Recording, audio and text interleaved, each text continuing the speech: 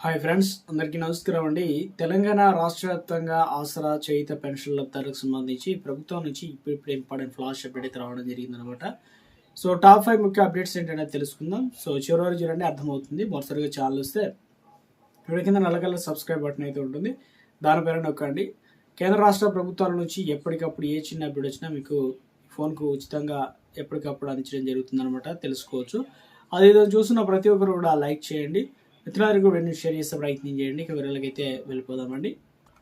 తెలంగాణ రాష్ట్రంలో ఇంకా ration card ఉన్న వారికి గుడ్ న్యూస్ చెప్పడం జరిగింది అనమాట. సో ఏంటన్నా చూసుకున్నట్లయితే తెలంగాణ ప్రభుత్వం మరో సంచలన నిర్ణయం తీసుకోవడం జరిగింది. ప్రభుత్వం 6 గ్యారెంటీల్లో భాగంగా అమలు చేస్తున్నటువంటి మహాలక్ష్మి పథకంలో 500 రూపాయలకు గ్యాస్ సిలిండర్ సదుపాయాన్ని సో ఇప్పటివరకు కొంతమందికి అయితే ఇచ్చారు కదా. సో మరో దీనిపైన ఒక సంచలన నిర్ణయం తీసుకోవడం జరిగింది. గ్రీన్ సిగ్నల్ అయితే ఇచ్చే ప్రయత్నం అయితే చేయడం జరిగింది అనమాట.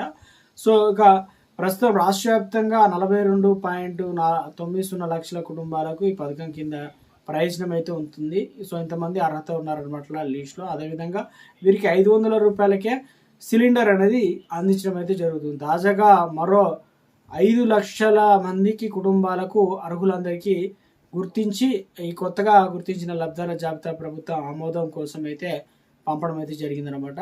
సో ఇక ప్రస్తుతం ఈ దసరం ఆర్థిక శాఖ పరిశీలనలు అయితే ఉందన్నమాట.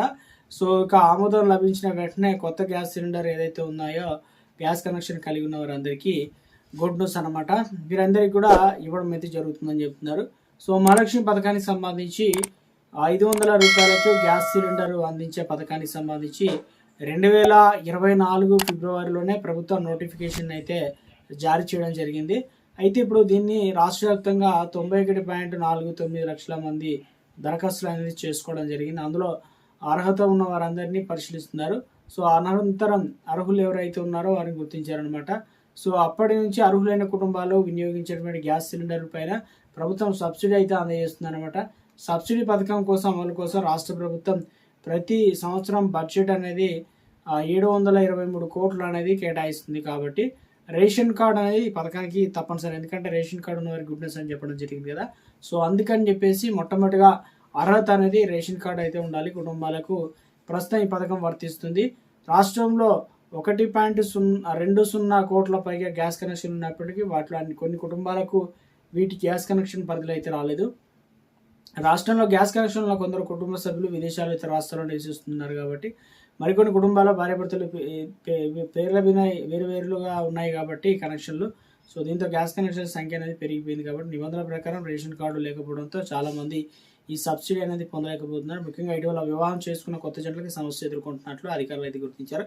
సో వివాహం అనంతరం ప్రత్యేక కుటుంబం ఏర్పడినప్పటికీ ప్రత్యేక రేషన్ కార్డు లేకపోవడంతో 500 రూపాయల గ్యాస్ సిలిండర్ పథకానికి సంబంధించి అర్హత లభించడం లేదని చెప్తున్నారు. సో మొత్తానికి ఇప్పుడు గురించి చెప్పడం జరిగింది. ఈ పథకానికి సంబంధించి 2025 నుంచి 2026 జూలై వరకు విడతల వారీగా భారీ సంఖ్యలో కొత్త రేషన్ కార్డుల కోసం అదేవిధంగా జారీ చేయడం జరిగింది. గ్యాస్ సిలిండర్ కోసం దరఖాస్తులు అనేది చేసుకోవడం జరిగింది. కొత్తగా రేషన్ కార్డులు పొందిన కుటుంబాల్లో చాలామంది 500కు గ్యాస్ సిలిండర్ పథకాన్ని దరఖాస్తు అయితే చేసుకున్నారు. సో గుడ్ న్యూస్ అయితే చెప్పడం జరిగింది అనమాట. వీరికి అందరికీ 5 లక్షల మందికి అయితే ఎట్ ఏ టైంలో అయితే ఇవ్వనున్నట్లు అప్డేట్ అయితే రావడం జరిగింది అనమాట. Good news. ఒకవేళ ఇంకా కనుక దరఖాస్తులు మీరు అర్హత ఉన్నట్లయితే దరఖాస్తు చేసుకోవడానికి ఛాన్స్ కూడా ఇవ్వడం జరిగింది అనమాట.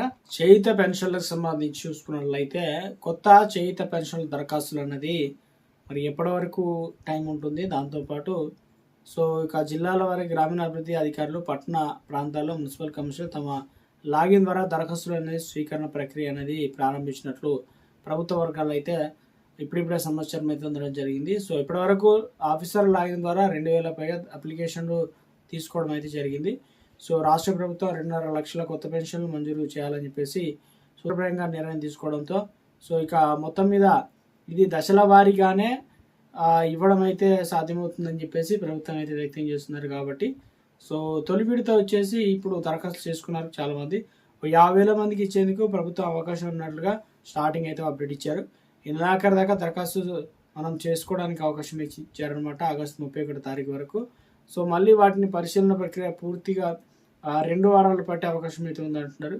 ఈ అప్లికేషన్ వెరిఫికేషన్ పూర్తయ్యాక జిల్లాల రాష్ట్ర స్థాయిలో వీటి ఆమోదానికి వారం 10 రోజులు కలిపి మొత్తం 1.5 రోజులు పట్టే అవకాశం అయితే ఉందని చెప్తున్నారు.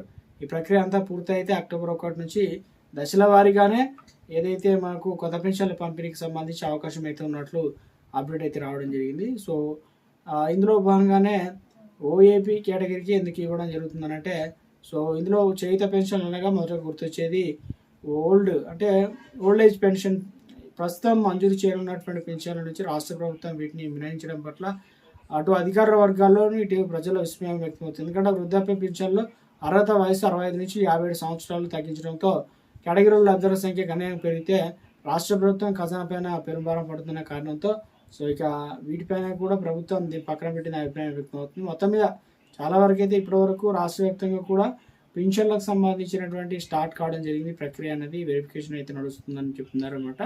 సో వృద్ధాప్య పెన్షన్లకు సంబంధించి, అదేవిధంగా చేయుత పెన్షన్లకు సంబంధించి కూడా ఇక ఇందులో ప్రధానంగా తెలంగాణ రాష్ట్ర వ్యాప్తంగా తలసేమియా, సికిల్ అనమియా అనేటువంటి వ్యాధిగ్రస్తులకు సైతం కొత్తగా పెన్షన్ అనేది మంజూరు అయితే చేస్తున్నారు. కాబట్టి సో రాష్ట్ర వ్యాప్తంగా కూడా పెన్షన్లకు సంబంధించి ఈ నెల పెన్షన్ మరి ఎంత ఇస్తారు ఏందని చెప్పి చాలామంది అయితే అడుగుతున్నారు.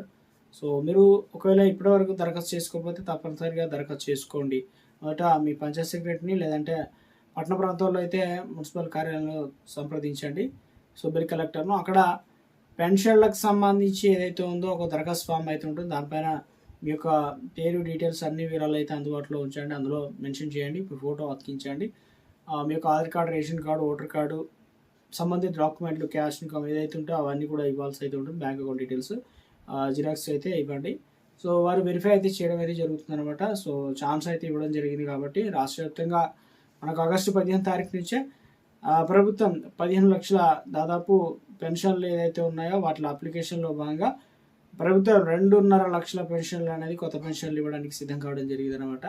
సో రాష్ట్ర వ్యాప్తంగా మరొక 3-4 రోజుల్లోనే పెన్షన్లకు సంబంధించి ప్రభుత్వం లిస్ట్ అనేది రిలీజ్ చేసే ఛాన్స్ అయితే ఉన్నట్లు అప్డేట్ అయితే రావడం జరిగింది. సో ఇప్పటికే జిల్లాల వారీగా ఆ లిస్ట్ అనేది రెడీ చేస్తున్నారనమాట అధికారులు.